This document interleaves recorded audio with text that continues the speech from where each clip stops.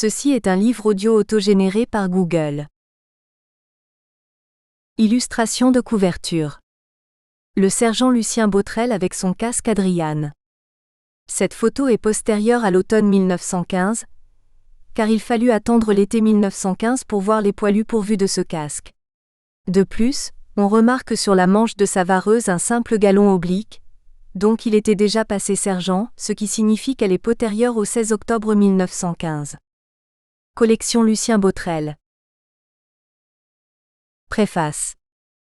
Depuis quelques années, l'historiographie de la Première Guerre a été dominée par une lecture très intellectualisée du conflit, qui considère avec méfiance les très nombreux témoignages d'en bas, coupables de dissimuler le réel consentement des combattants. Ce point de vue, qui a suscité des réactions parfois vives, a vécu semble-t-il et la communauté des historiens s'accorde désormais pour penser que c'est dans l'accumulation d'un corpus, dans sa maîtrise et dans l'attention portée à ces récits d'une guerre dans ce qu'elle a de plus routinière, quotidienne, que l'on pourra approcher et saisir toute la dimension humaine des rapports au sein de la vie combattante. Le corpus est massif, ce n'est pas surprenant, car pour la première fois des pans entiers de la société qui par le passé n'avaient pas accès à l'écriture ont cette fois pu s'exprimer. L'utilisation d'un témoignage doit bien sûr s'entourer d'un certain nombre de précautions. Mais désormais les historiens ont mis au point un appareil critique bien rodé, et il est clair qu'Éric Daubard en connaît les tenants et les aboutissants. Identification de l'auteur, évaluation de sa qualité de témoin, analyse de la forme prise par le témoignage, public visé, et enfin confrontation du contenu avec des documents officiels comme les journaux des marches et opérations, JMO des unités militaires, tout y est. Lucien Botrel fait assurément partie de la catégorie des témoins directs du conflit, même s'il a mis son texte au propre après la guerre, car le récit provient de notes prises sur le moment. Il a été de toutes les batailles. La Marne en 1914, la bataille d'Artois puis l'Argonne en 1915, Roclincourt, Écurie, le Four de Paris l'a arasé. En 1916 il est à Verdun, Fleury puis en Lorraine. En 1917, il revient dans la Marne pour combattre à Presnes, au Mont-Haut, à la côte 344. En 1918, il est à Engaron-Santerre, à Vierzy et participe à la seconde bataille de la Marne. Botrel nous raconte une guerre des tranchées plutôt routinière, avec ses périodes de repos qui succèdent aux montées en ligne, avec ses corvées, ses patrouilles, ses coups de main, ses duels d'artillerie. Étrange mélange de monotonie et de tragédie. Botrel, comme bien d'autres dans cette confrontation permanente avec la mort, semble lui aussi marquer un point de non-retour dans l'acceptation de l'indicible lorsqu'il évoque, sans émotion marquée, avoir dormi sans s'en rendre compte, la tête posée sur un lambeau de corps. Mon intérêt pour ce récit fut tout d'abord éveillé, en amont de sa lecture, par le fait que son auteur avait été incorporé au 241e régiment d'infanterie, régiment non divisionné du 10e corps. Le 10e corps, commandé en 1914 par le général Wirbel, ne m'était pas inconnu. Je m'y étais particulièrement intéressé en effet, lorsque je reconstituais le parcours des soldats de la Manche, morts pour la France, dans l'un de mes ouvrages. Le 10e corps n'était pas dans sa globalité un corps breton car l'un des 3 départements qui le composaient était la Manche. Les Normands étaient certes minoritaires au 241e, où ils ne représentaient que 6% des victimes du premier conflit mondial, contre les 43% de soldats originaires d'Ille-et-Vilaine. La Manche fournit certes un bon tiers de recrues du 10e corps, mais elles furent essentiellement affectées au 2e RI, 30% des victimes de ce régiment étaient originaires de la Manche, au 25e RI 46% des victimes, ou encore au 136e RI, 48%. Mon attention redoubla encore, lorsque je découvrais dans le détail le parcours du 241e RI durant les premiers mois de la guerre. Un véritable duel, Botrel versus Char, se déroulait devant mes yeux. Je m'explique. Le 241e RI, et plus généralement le 10e corps, avait eu face à lui, tout au long de la retraite d'août et septembre 1914, passant par Auray, Cougny, Chimay, Hirson, Berry-au-Bac, Cézanne puis, durant la bataille de la Marne, par Broyer, Montgivroux, Saint-Prix, La Pompelle, plusieurs corps allemands de la 2e armée dont le 10e corps de réserve auquel appartenait le 73e régiment de réserve. Et c'était précisément dans ce régiment qu'avait servi Auguste Char, dont j'ai pu retracer l'épopée dans mon dernier livre grâce à la magnifique traduction de son carnet de route qu'Éric Daubard a eu la gentillesse de réaliser. Botrel fait plusieurs allusions à l'attitude peu agressive des adversaires, dans certains secteurs où il a été affecté. Cette relative passivité des belligérants, souvent remarquée, renvoie aux travaux de l'historien Tony Ashworth qui soutient que l'activité guerrière dépendait, dans un secteur donné, de l'attitude adoptée par les hommes qui l'occupaient, devenant parfois un véritable système de non-agression tacite sans qu'il y ait eu forcément communication directe entre belligérants. Cette attitude consistait en un échange d'agressions devenu rituel, intervenant pratiquement à heure fixe, de sorte que l'adversaire pouvait s'en prémunir, lui causant par là même des pertes légères. Le vivre et laisser vivre s'inscrit alors dans une approche de la guerre non plus centrée sur la brutalisation des hommes ou leur violence, mais sur l'adaptation des soldats aux échanges de violence. Enfin, ce récit permet de développer une réflexion sur une population nombreuse, celle des prisonniers, acteur presque totalement ignoré par l'historiographie de la Première Guerre mondiale. Pourtant, un combattant sur 10 aura connu la captivité durant le conflit. Le prisonnier de guerre, suspect de lâcheté pour avoir déposé les armes, fut ainsi mis à l'écart d'une mémoire collective nourrie des notions de sacrifice et de résistance. Depuis quelques années, les historiens ont replacé l'homme au centre de l'étude, passant d'une histoire militaire centrée sur l'événement à une histoire des combattants. Ce faisant, l'historiographie a réintroduit le prisonnier de guerre dans le patrimoine mémoriel de la Grande Guerre. Botrel relate la captivité des prisonniers sous ses divers aspects. Il décrit précisément les lieux où il a été détenu, évoque les préoccupations essentielles qui furent le lot quotidien du prisonnier: la nourriture, le courrier, l'hygiène, l'époux. Il évoque également l'esprit de camaraderie et d'entraide entre prisonniers, qui permit de lutter contre l'ennui et le désœuvrement. Ce témoignage d'une qualité remarquable méritait bien de sortir de l'oubli. Merci à Éric Daubard de nous l'avoir fait découvrir. Les compliments que je souhaite lui adresser ne sont pas obligés comme le voudrait la loi du genre, mais témoignent d'un réel enthousiasme pour le travail accompli. Jacques Renard. Remerciements.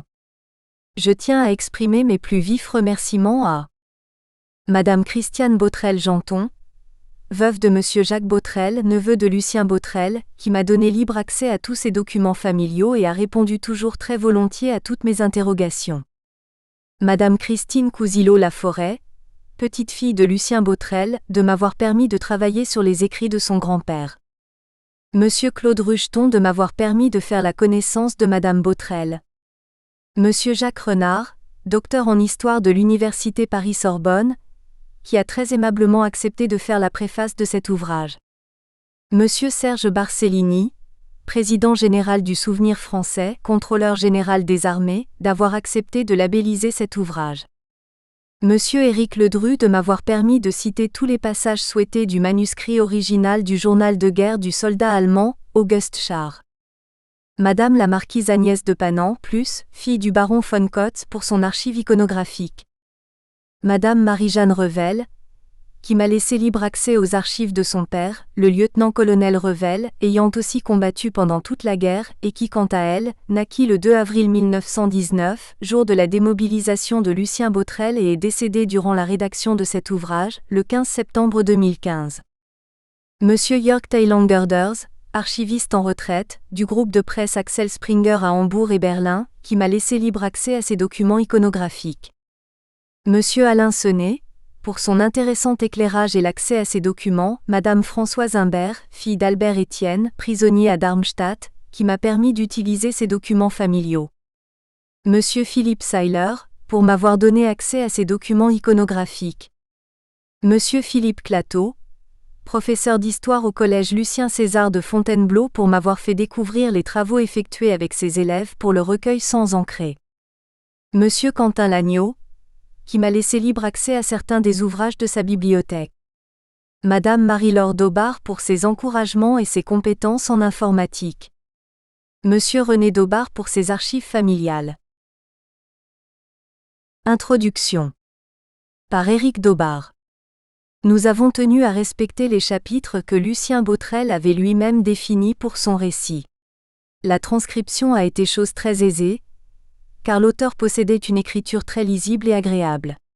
Le lecteur remarquera que le récit commence au passé, mais que lorsqu'il évoque le départ pour la guerre à proprement parler, l'auteur passe au présent. Même si ce texte a été rédigé a posteriori, comme l'auteur l'écrit, aujourd'hui que j'écris ces quelques lignes, je m'en amuse encore en y pensant, il y a une rupture consciente ou inconsciente entre les faits. Cela rend le récit plus vivant, et nous invite à suivre les événements comme si nous y participions. Christiane Botrel, sa nièce par alliance, nous a d'ailleurs rapporté qu'il était doté d'un certain humour et qu'il faisait preuve d'un bel optimisme, le rendant toujours positif. Un autre point qui est à mettre en exergue est le fait qu'il présente sa guerre, en toute simplicité, sans tenter de se mettre particulièrement en avant. En effet, il ne se mettait jamais en avant. Contrairement à certains de ses camarades de combat ou de ses ennemis, il n'aspire à aucun moment à se faire passer pour un héros, mais nous présente le témoignage authentique d'un homme qui a été rappelé et qui a dû subir cette terrible guerre, ainsi que l'état de prisonnier. Nous avons également respecté l'agencement de ses propres photos, destinées à illustrer ses propos. Nous avons cependant tenu à en ajouter certaines autres, afin d'apporter des précisions ou encore un éclairage qui nous ont paru importants. Certaines notes de bas de page paraîtront ne pas être nécessaires, voire totalement superflues, mais elles résultent d'une conversation avec un collègue professeur d'histoire, feu Olivier Le Daly, ayant lui-même effectué une étude sur les courriers échangés entre des poilus bretons et l'arrière, qui me dit un jour que nos jeunes générations n'étaient pas toujours au fait des connaissances que nous considérons comme prérequises pour comprendre cette période.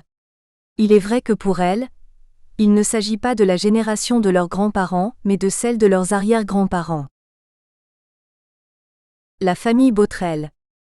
Lucien Victor Mathurin Botrel est né le 7 février 1887 à Bron, alors dans les Côtes du Nord, devenues aujourd'hui Côtes d'Armor. Acte de naissance de Lucien Botrel. Archibald Botrel. Il effectua sa scolarité au Collège Saint-Martin de Rennes, jusqu'à la terminale en qualité de pensionnaire. Son adresse à la déclaration de guerre était au 71, rue Vallier, à Levallois-Perret. Il se maria le 30 octobre 1922 avec Berthe Fagette à Coulommiers, dans le département de Seine-et-Marne. Ils eurent 2 enfants, Raymond en 1924 et Lucienne en 1929.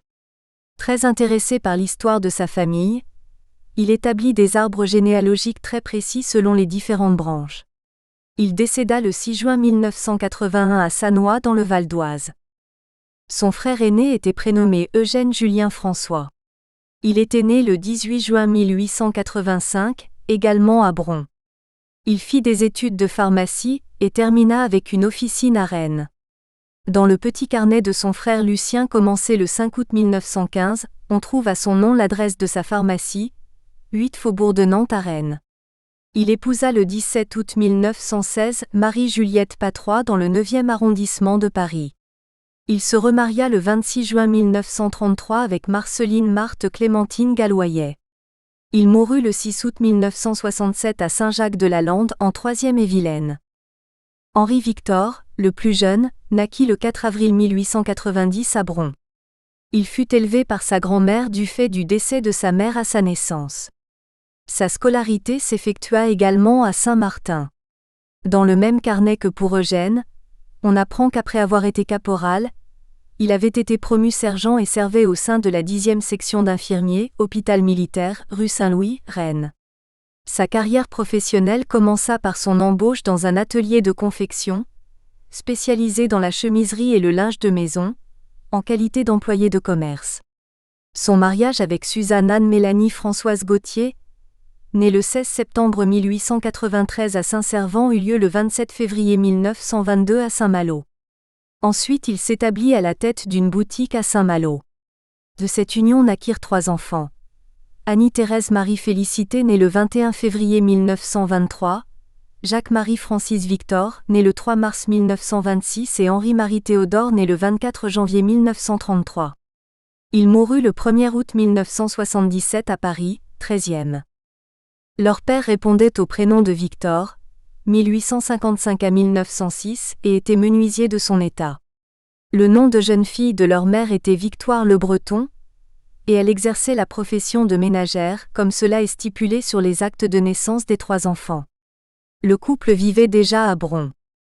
Lucien évoque à plusieurs reprises ses frères au cours de ce récit. En effet, pour lui la famille représentait un lien important. Je me rendis au cantonnement de la rue Vaneau où j'avais appris que mon frère Henri se. Carte postale envoyée par son frère Henri. Collection L. Botrel. Arbre généalogique de la branche Botrel établi en janvier 1969 par Lucien Botrel, puis modifié pour la dernière fois en 1977. Collection Ch. Botrel. Trouvait.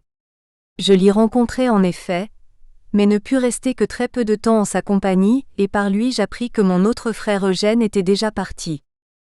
Il évoque toujours le plaisir de pouvoir rencontrer ses frères durant le conflit. L'occurrence pour chacun d'entre eux est la suivante.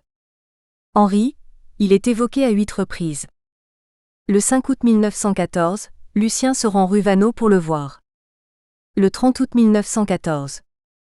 Le 10 septembre 1914, Lucien le cherche et le trouve, par chance Henri peut le ravitailler car il manque de nourriture. Le 16 décembre 1914, Henri vient lui rendre visite. En avril 1916, lors d'une permission, il rencontre Henri à la pharmacie civile d'Eugène en l'absence de ce dernier.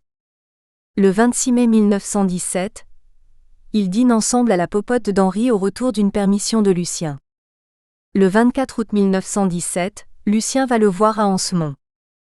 Le 26 août 1917, Lucien vient le voir et ils dînent ensemble à l'arrière.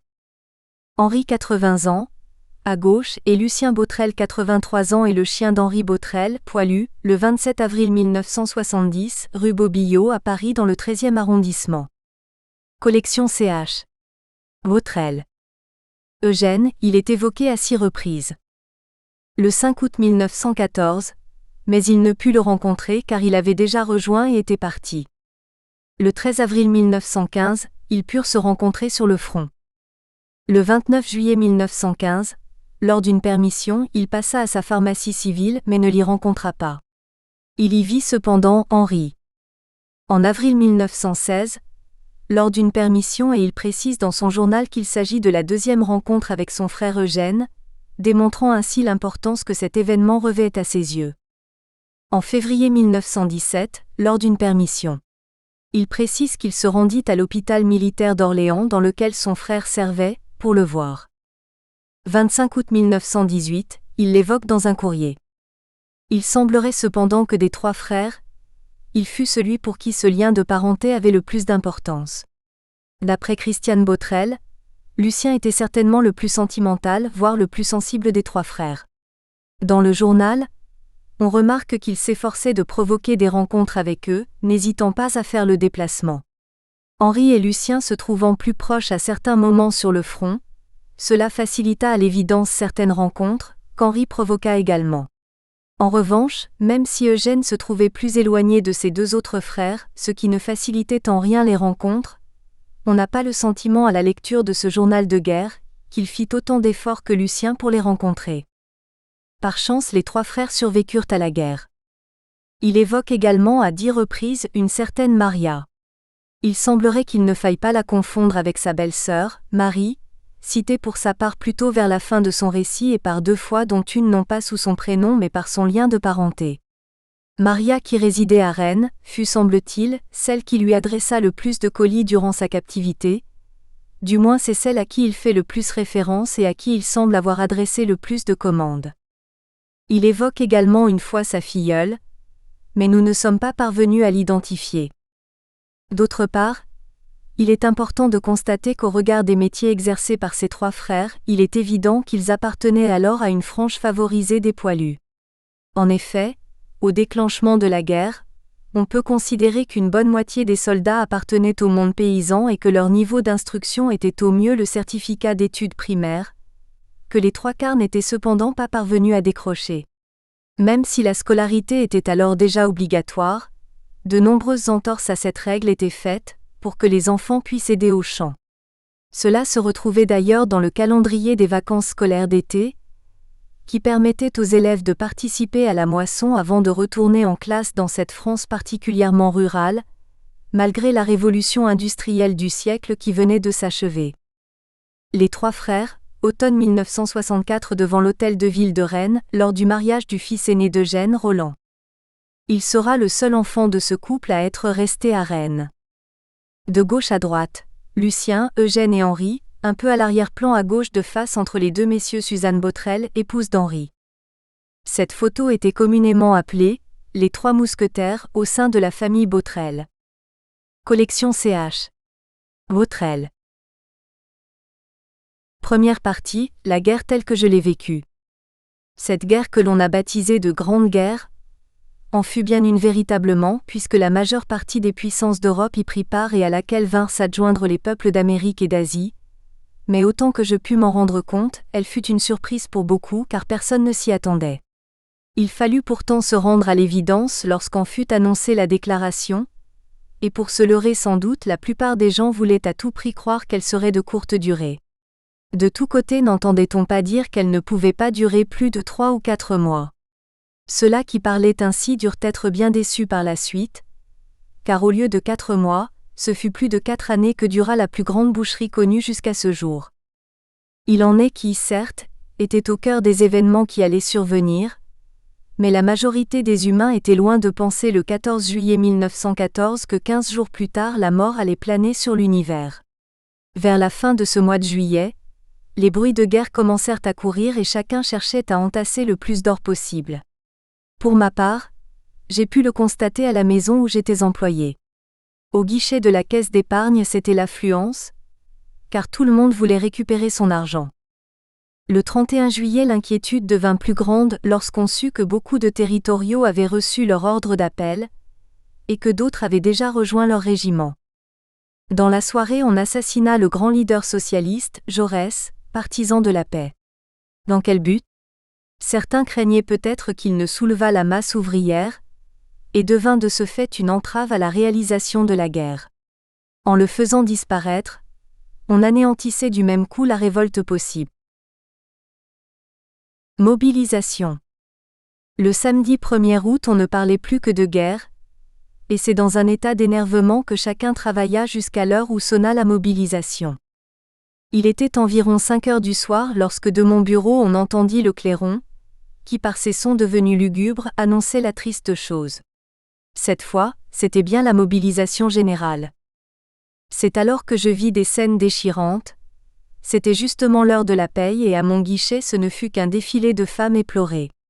Les unes s'embrassaient, les autres les yeux pleins de larmes, les poings crispés se tordaient de rage et à chaque coup de clairon qu'on entendait, les malheureuses poussaient des cris de frayeur. Moi-même, je cherchais à me maîtriser, et essayais de consoler ces malheureuses auxquelles on allait enlever frère, mari ou enfant. La paye terminée, mon chef de service m'autorisa à ne pas continuer mon travail, et avec mes collègues qui comme moi allaient être mobilisés, je quittai la chocolaterie François Meunier après que nous eûmes fait nos adieux en se souhaitant mutuellement bonne chance. En sortant de l'usine, ma première chose fut d'aller lire l'ordre de mobilisation qu'on avait affiché sur les murs de l'hôtel des Postes de Levallois.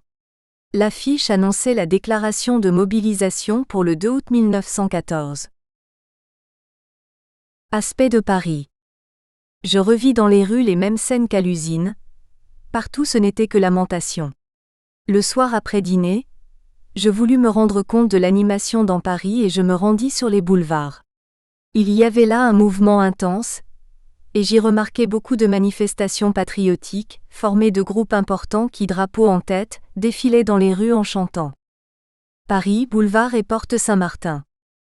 Carte postale, collection particulière. À noter que déjà il y avait difficulté de paiement, cela était sans doute prévu, car ce même jour la Banque de France avait émis des billets de 10,5 et 2 francs, dont j'ai conservé un échantillon de ces premiers billets sortis. Le 2 on discute beaucoup un peu partout. Comme la veille on manifeste, et je puis dire qu'il y eut dans les rues de Paris plusieurs manifestations étrangères en faveur de la France. C'est par milliers que je rencontrais des étrangers défilant sur les boulevards en acclamant la France. L'effervescence qui régnait dans les grandes artères de la capitale n'était pas moindre dans les gares. Ce même soir, j'assistais non seulement à des défilés, mais aussi je vis saccager plusieurs maisons allemandes, entre autres Appenrode sur les grands boulevards, et je constatai ensuite qu'un grand café du boulevard de Strasbourg avait été également pillé en règle. Dans la première qui était une maison de comestibles, il ne restait plus rien. Dans la seconde, table, chaises, tout cela était pêle-mêle et toutes les glaces étaient brisées, c'était un beau fouillis. À la suite de ces incidents dont les auteurs étaient dans maints endroits des voyous qui, sous prétexte de saccager les maisons allemandes, avaient surtout pour but le pillage, et profitaient de ce début de guerre pour mettre leur plan à exécution, la municipalité fit placarder le lendemain un appel aux Parisiens leur demandant d'empêcher le renouvellement des faits de la veille. Du reste, toute la police fut mise sur pied et tout attroupement interdit. À tous les carrefours on ne voyait qu'agents ou gardes républicains. Il y en avait aussi sur les trottoirs, pour obliger à circuler les gens qui voulaient s'arrêter. Le mouvement dans les rues et surtout sur les boulevards était encore assez important sur les trottoirs, mais la chaussée se faisait plus vide, la plupart des véhicules ayant réintégré leur garage. Cette absence de voitures donnait déjà un air triste à la capitale.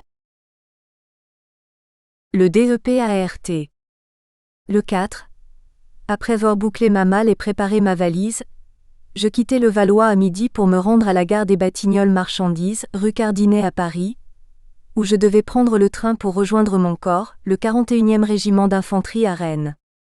En arrivant place Pereire, je fus appelé par un chauffeur de taxi qui s'offrit de me conduire gratuitement jusqu'à la gare des Batignolles.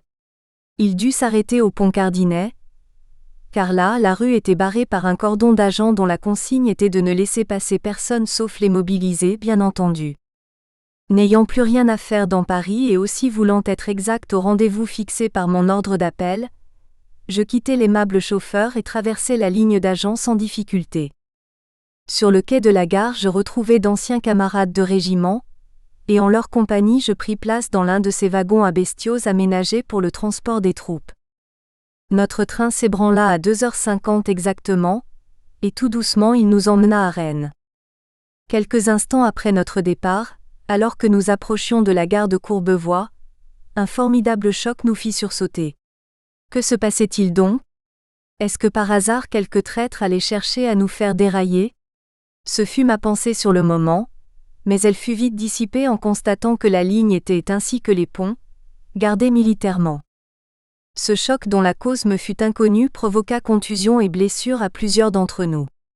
Comme nous étions presque tous penchés aux portières pour envoyer nos adieux à toutes les personnes, femmes, vieillards et enfants principalement qui, des fenêtres de leur maison, agitaient des mouchoirs, quelques-uns d'entre nous tombèrent sur la voie et j'en vis même 2 rouler dans la rue que nous surplombions à cet endroit. Dans mon wagon, il n'y eut pas de blessés. On se contenta d'une chute les uns sur les autres. Après quelques minutes d'arrêt, le train repart et cette fois pour de bon, sans que rien de fâcheux ne se produise ensuite. Dans toute la traversée de la banlieue, ce fut le même spectacle. Femmes agitant leurs mouchoirs ou nous envoyant des baisers. La nuit arriva bientôt et comme les conversations s'apaisaient, chacun s'installa de son mieux pour dormir pendant le trajet. Ce n'est que le lendemain matin, mercredi 5, que nous arrivâmes à Rennes vers 7h. Ma première préoccupation en arrivant fut d'éviter d'être arrêté par le sous-officier chargé de nous rassembler pour nous conduire à la caserne. Ayant réussi, je me rendis au cantonnement de la rue Vaneau, où j'avais appris que mon frère Henri se trouvait. Je l'y rencontrai en effet, mais ne pus rester que très peu de temps en sa compagnie, et par lui j'appris que mon autre frère Eugène était déjà parti. Je rentre ensuite à la caserne Saint-Georges, où je fus groupé avec d'autres, pour être conduit au lycée transformé en cantonnement. L'habillement des RESERVISTES. Nous étions à peine arrivés, qu'il fallait sans tarder s'habiller et s'équiper. Notre métamorphose se passait dans une des classes du lycée agencée pour la circonstance en magasin d'habillement, et il fallait voir le beau fouillis qu'occasionnait cette arrivée de réservistes. Après avoir présenté mon livret au sergent-major, je fus autorisé à me faire habiller. Que dis-je ? À m'habiller plutôt, car chacun prenait lui-même ce dont il avait besoin. Beaucoup comme moi ne purent s'équiper entièrement, car vu le désordre complet, on ne pouvait trouver ce qu'il fallait. Enfin, tant bien que mal, j'arrive à prendre le principal en promettant de compléter mon trousseau lorsque j'irai en ville. J'espérais pouvoir sortir l'après-midi, mais il n'y avait rien à faire, le cantonnement étant consigné. Comme mes camarades, je dus passer mon temps à regarder dans la rue par les fenêtres, ou en allant faire les 100 pas le long de la grille bordant l'avenue de la gare.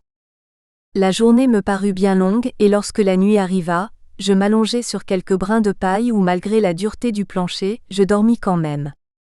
Le lendemain, jeudi 6, on nous autorisa à sortir pour emporter nos effets civils et j'en profitai pour remettre les miens chez Madame Volto, 8 faubourg de Nantes, où le soir je restai à dîner. Le vendredi, étant toujours autorisé à sortir, je n'en manquai pas l'occasion et fis en ville des achats divers.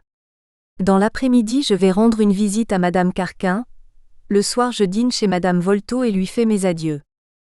Le samedi 8, impossible de sortir. Nous devons tous rester au cantonnement pour faire les préparatifs de départ. Je suis affecté à la 19e compagnie du 241e RGT d'infanterie, et comme il y a des caporaux en surnombre, je suis mis hors cadre.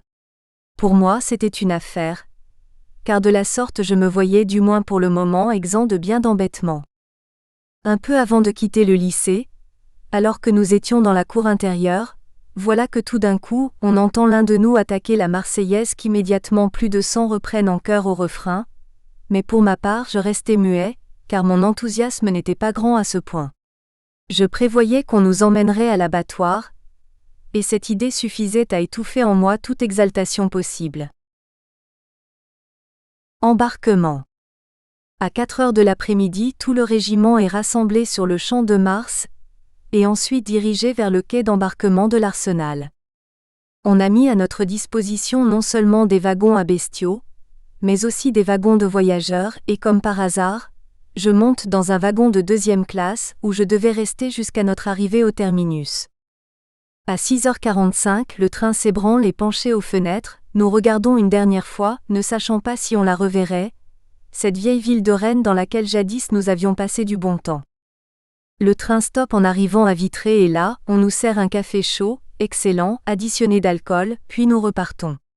Comme la nuit est arrivée, chacun cherche à la passer paisiblement en dormant le plus longtemps possible. Pourtant, en cours de route, on se réveille de temps en temps et par les gares que nous traversons, je vois qu'on ne nous dirige pas directement sur Paris.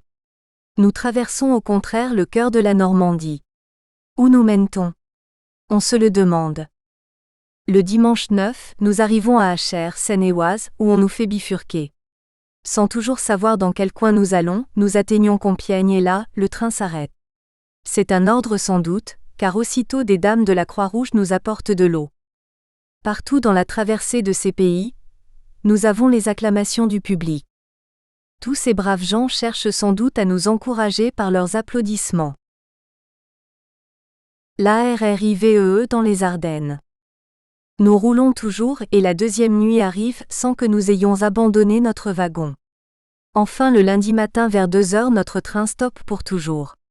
Nous sommes à Vrizy-près-Vouziers, Ardennes, et là, le clairon sonne le débarquement. Notre voyage a duré exactement 32 heures. Nous n'étions pas fâchés d'être arrivés, car nos jambes commençaient à s'engourdir. Pour nous remettre de notre fatigue, on nous emmène cantonnés à plusieurs kilomètres de là dans un petit pays dénommé Mongon, où on nous fait faire du service en campagne probablement pour tuer le temps. Le 11 repos complet à Mongon, et nous y passons une bonne journée. La nourriture qu'on nous donne est bonne, mais comme je veux utiliser les quelques sous que j'ai emportés, je m'arrange avec 2 camarades pour aller faire un petit gueuleton chez un indigène du pays. Avec ces 2 camarades, dont l'un nommé Faunier, un ancien copain de classe et de régiment et l'autre nommé Lochet, caporal comme moi, mais ayant le commandement de la 13e escouade dont nous faisons partie tous les 3, nous nous promettons bien de profiter du bon temps tant que nous pourrons. Ce vieux Lochet, breton comme nous, est un brave type et je sens que je m'entendrai bien avec lui. Pendant notre voyage, il m'a conté sa vie, et j'ai su ainsi qu'il était boucher ou plutôt tueur aux abattoirs de Vaugirard.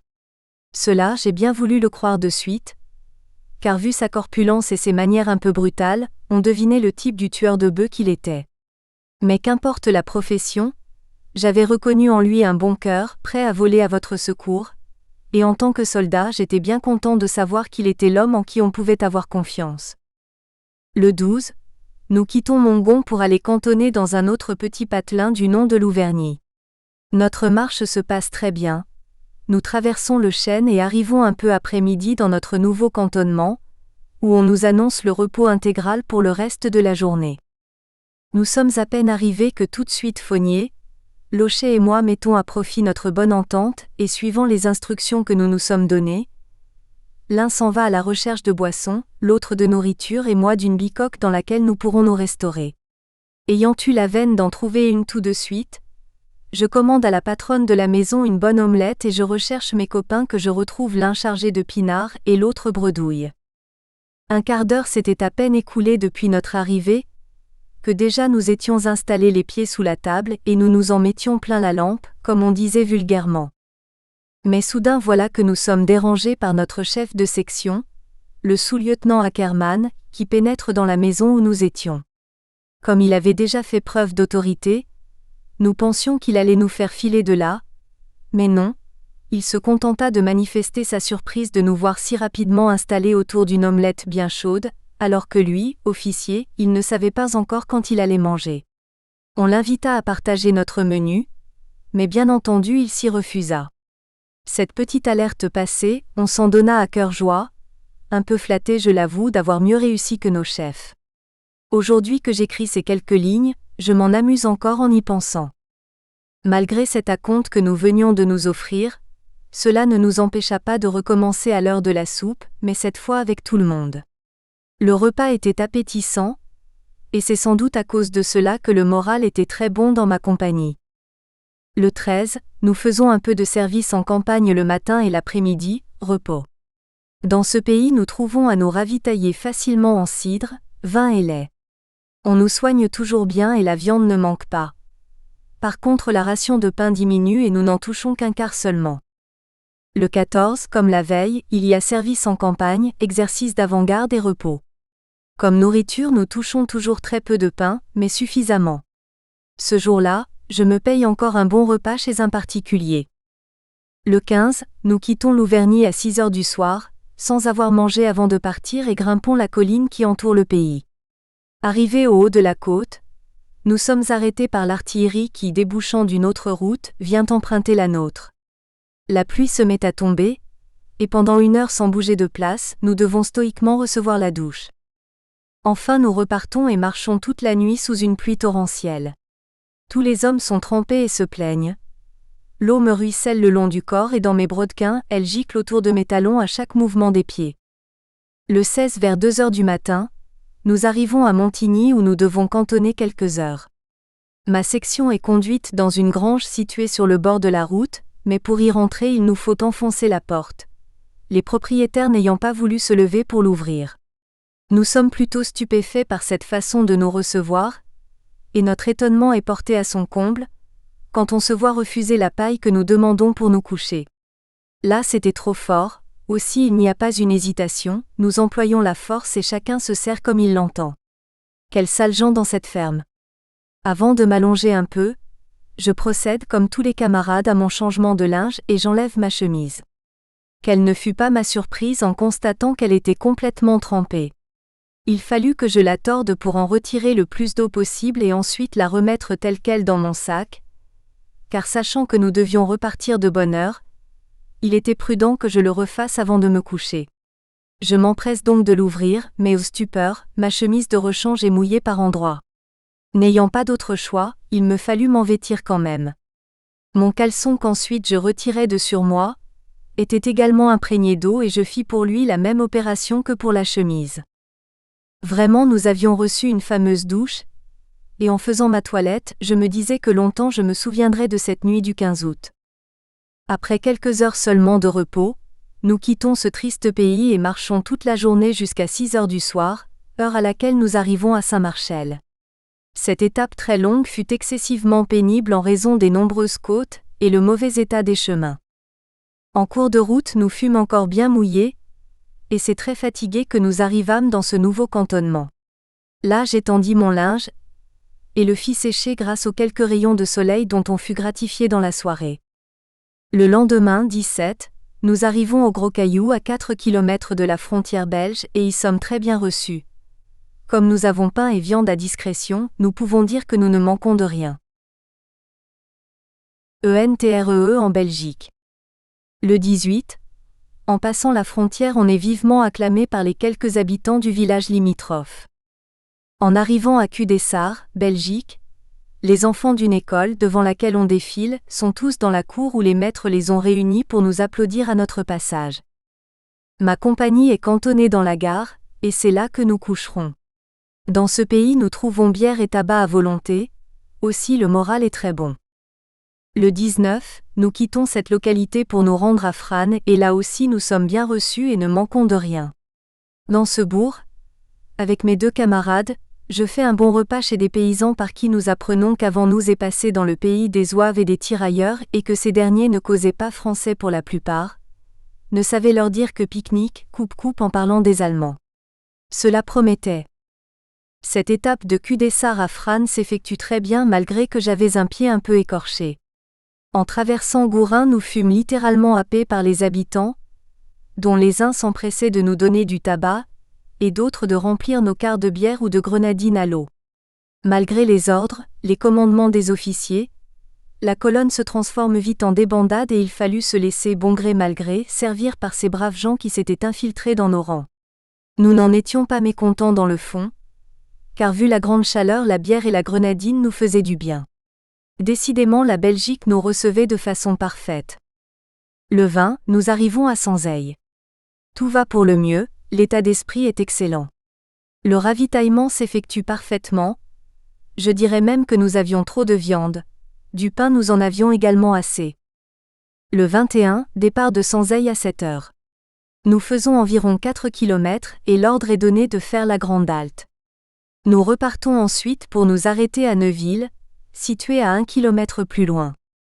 Pour qu'on nous fasse cantonner après une marche de 5 km, la plus petite que nous ayons faite, c'est qu'on ne doit pas être loin de la ligne de feu.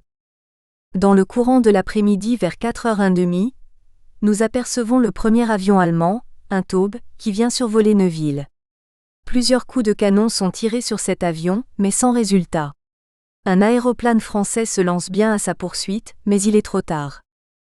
Le samedi 22, nous arrivons à Brienne à 5h30 du soir, et c'est là que je vois le premier blessé qu'on transporte sur un brancard.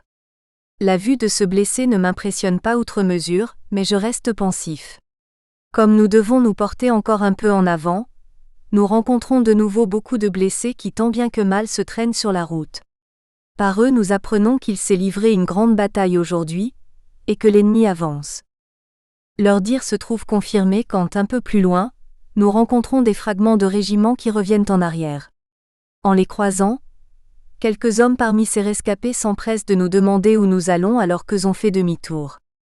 Ils ne cachent pas leur surprise en nous voyant avancer ainsi, car nous disent-ils, les Allemands marchent sur leurs talons.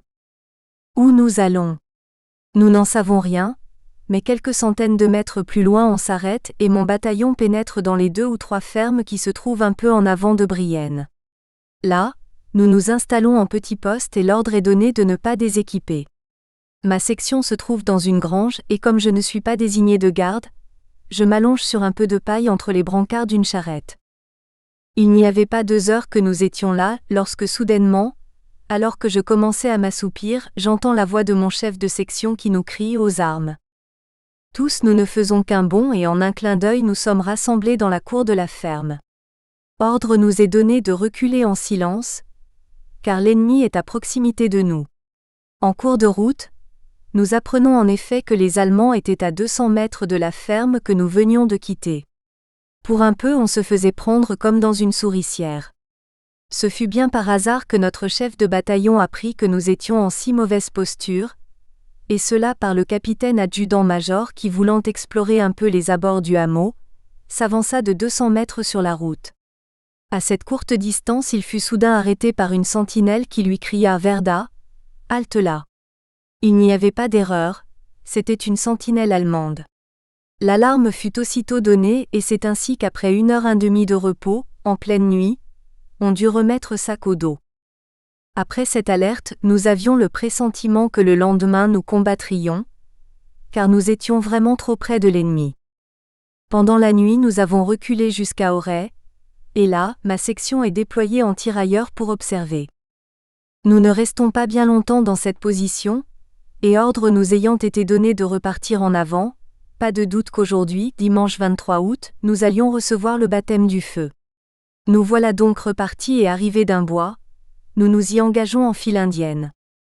Malgré que nous savions ce qui nous attendait, le moral n'était pas mauvais, et dans la traversée de ce bois on s'amusait de voir se sauver devant nous lièvres, lapins et faisans effrayés par notre présence. BAPTEME du feu. Après avoir pénétré dans de véritables fourrés, nous atteignons une clairière aux arbres gigantesques. C'est là véritablement que nous reçûmes le baptême du feu, et c'en était bien un, puisque c'est au-dessus de nos têtes qu'éclatèrent plusieurs obus à shrapnel.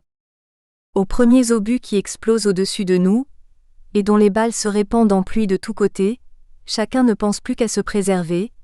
Aussi il faut voir avec quel empressement on abandonne la file indienne pour se tapir près des pieds d'arbres.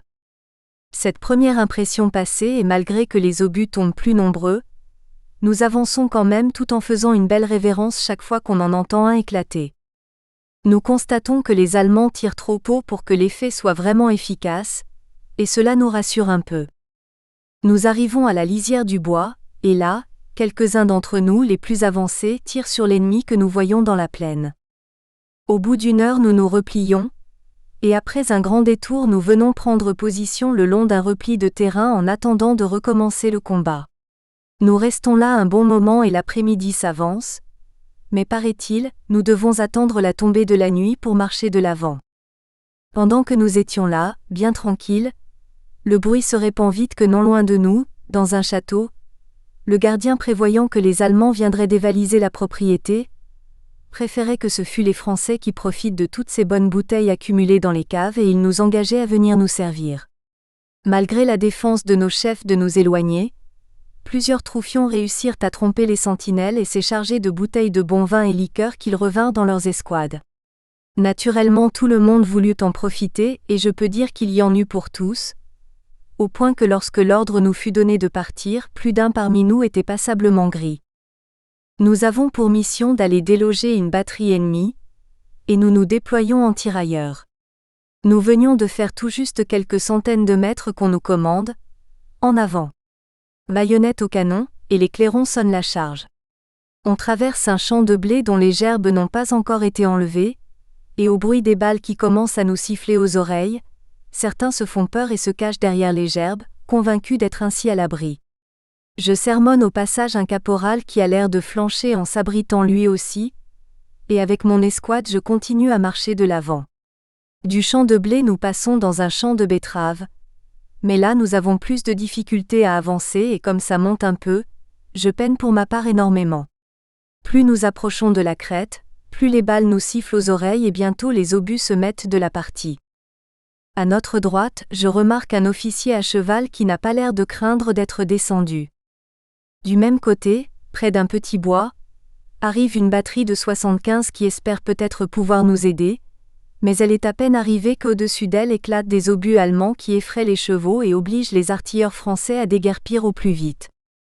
Vu le terrain accidenté et le mauvais commandement, les escouades, les sections et même les compagnies finissent par se mélanger et bientôt c'est la pagaille. A-t-on idée aussi de nous faire charger à la baïonnette, à au moins 800 mètres de l'ennemi? La nuit arrive petit à petit, et la fusillade néanmoins continue. Comme nous ne savons pas au juste où est l'ennemi, il en est qui tirent devant eux sans se rendre compte que c'est sur les nôtres plus avancés qu'ils tirent. D'autres voyant remuer dans le petit bois dont je viens de parler croient que c'est l'ennemi et tirent dans cette direction, alors que là aussi ce sont des nôtres, des soldats du 136e de ligne. Enfin le clairon vient mettre un terme à cette tuerie en faisant entendre le cessez-le-feu. Les Allemands doivent en faire autant sans doute, car on entend un instrument au son tirant du clairon et de la trompette à la fois, mais dont les sons et l'air me paraissent bien lugubres. Comme la nuit est arrivée, les compagnies cherchent à se reformer par bataillon, mais c'est assez difficile et c'est en chantant la Marseillaise que finalement on se rassemble. Évidemment il y a pagaille, et les régiments même se trouvent mélangés. Parmi nous voyons des soldats du 25e et 136e RGT. C'est dans ce désordre que nous arrivons à rejoindre une route par laquelle nous allons reculer jusqu'à Chamagne, en passant par Flarennes. Là ma compagnie est mise en avant-poste, et nous passons le reste de la nuit ainsi.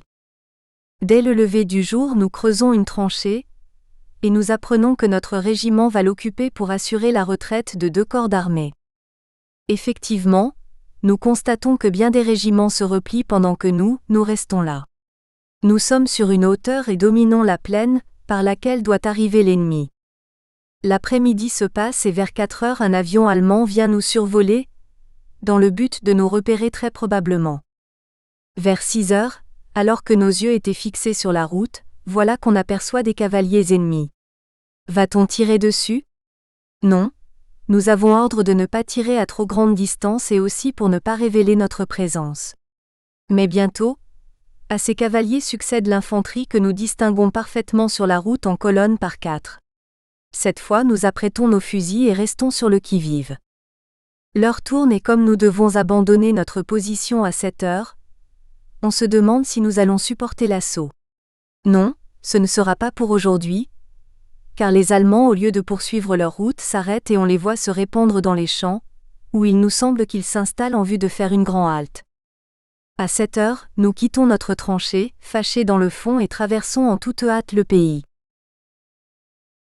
Retraite de Belgique. Nous marchons d'un bon train pendant 7 à 8 kilomètres sans s'arrêter. De sentir les Allemands sur nos talons, cela nous donne des jambes et personne ne songe à réclamer la halte horaire. On s'arrête enfin quelques minutes, et nous repartons à peine reposés. La nuit arrive, les cigarettes s'éteignent et la marche se poursuit en silence. Bien triste et bien lugubre fut cette nuit. De tous côtés à notre droite, à notre gauche, derrière nous, nous n'apercevions qu'incendie. Était-il donc possible que l'ennemi mettrait le feu dans tous les villages? Après quelques heures de marche, l'allure se ralentit et un peu plus régulièrement nous faisions les haltes, mais que ces haltes étaient lamentables. Fatigués par l'effort que nous avions fourni au début et abattus par le sommeil, on ne prenait même pas la peine d'enlever son sac, on se laissait glisser à terre et pendant 10 minutes ce n'était que de pauvres loques allongés de ci de là sur la route et dans les fossés. Il n'y avait rien à faire pour nous obliger à laisser la route libre, et je vis des cavaliers forcés de s'arrêter et attendre notre départ pour nous doubler. Mais aussi que c'était pénible de se relever, pour repartir. Tant bien que mal chacun se redressait, et c'est tout en continuant de sommeiller que nous reprenions le chemin. Nous ne nous réveillions que lorsque nous venions nous cogner le nez contre la gamelle ou la marmite du copain, qui était devant nous. Bientôt le petit jour apparaît et les lueurs d'incendie disparaissent, mais nous marchons toujours. Nous ne nous arrêtons qu'à midi à Forges, où nous arrivons éreintés après une marche forcée de plus de 50 kilomètres. Dans ce pays nous ne pensons qu'à dormir, mais notre repos devait être de courte durée, car à 6 heures du soir nous remettons le sac au dos pour recommencer une nouvelle marche. Nous bivouaquons une partie de la nuit dans la forêt de Saint-Michel, France, où pour nous réchauffer nous faisons du feu avec les branches mortes ramassées par-ci par-là. Au petit jour nous repartons et vers 5 heures du matin, on fait la grande halte dans la prairie. Comme pendant toutes les journées le ravitaillement n'a pu se faire, nos vivres de réserve s'épuisent et la faim se fait sentir. J'ai vu les hommes se disputer des morceaux de pain moisi trouvés dans les fossés. C'était tout juste s'ils ne se battaient pas pour avoir une bouchée de ce malheureux pain. Pendant la grande halte, on apprend que le colonel avait réuni les bouchers et leur avait donné l'ordre d'abattre quelques vaches abandonnées dans la prairie par les fermiers, et d'en faire immédiatement la répartition. Ce ne fut pas long et chacun s'était préparé à recevoir cette bonne nourriture. Les marmites furent vite installées et la cuisson commença. Il n'y avait pas d'heure que la cuisine était en train qu'on reçoit l'ordre de remettre sac au dos, l'ennemi venant d'être signalé. Ce fut alors des cris et des jurons de toutes parts, de rage de grands coups de pied furent donnés dans les marmites et nous dûmes jeter notre viande qui n'était pas assez cuite. Vraiment c'était la guigne et c'est le ventre creux qu'on remit sac au dos. Le 26 août à 8 heures du matin, nous arrivons à Saint-Michel pour en repartir à 4 heures du soir. Nous traversons Hirson et allons cantonner à Lusior un peu plus loin qu'Effry, où nous arrivons sous une pluie battante. Dans la grange où j'entre avec ma section, il nous fut difficile de nous caser car des émigrés l'occupaient déjà et il y eut quelques disputes avec les civils pour pouvoir s'installer. Notre repos dans cette grange fut là aussi de courte durée, car à 3 heures du matin nous quittons Lusiol. Nous passons par Hérassie et arrivons à Tenaille, où enfin, nous cantonnons et pour la première fois depuis notre départ de Chamagne, nous nous reposons toute la nuit.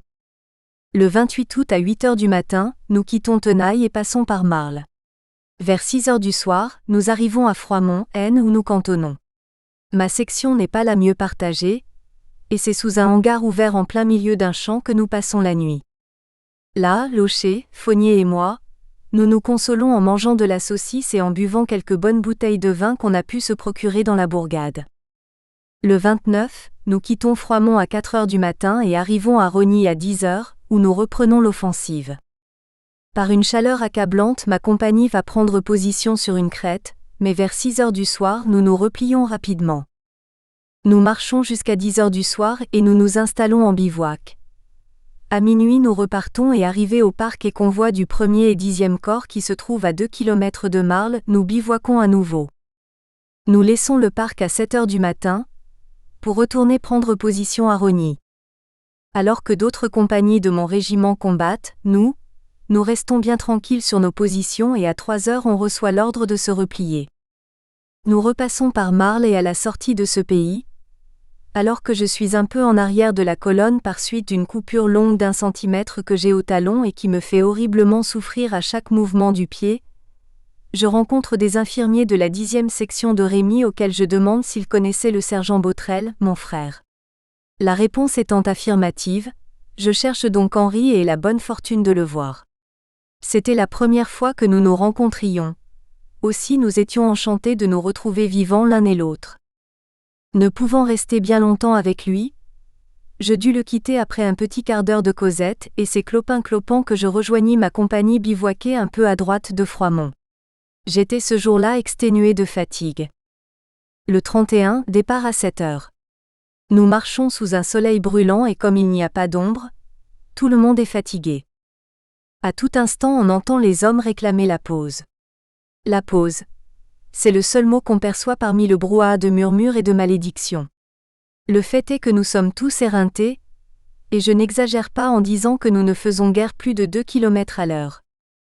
Les officiers se rendent compte de notre lassitude et tous les kilomètres, on s'arrête quelques minutes pour reprendre haleine.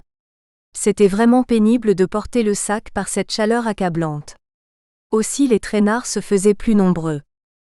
À tout instant on voyait un homme quitter la colonne, et aller s'affaler littéralement dans le fossé, n'en pouvant plus du tout. Il fallait certes avoir du courage, et avoir à cœur de ne pas rester entre les mains des Allemands pour continuer à marcher quand même. Combien furent-ils ceux que l'ennemi ramassa sur son passage? Je l'ignore, mais je suis persuadé qu'il y en eut un assez grand nombre. Allions-nous donc reculer ainsi jusqu'à Paris? On avait beau répandre le bruit que nous allions prendre position de l'autre côté de l'Oise et de la Marne, pour attendre et arrêter l'ennemi, mais nous étions un peu sceptiques et tous, nous nous rendions parfaitement compte que nous battions bel et bien en retraite. Nous étions comme des bêtes traquées et sans chercher à ne plus rien comprendre, ne croyant plus à rien, nous marchions toujours. Vers 3 heures de l'après-midi nous atteignions Liesse et ô bonheur.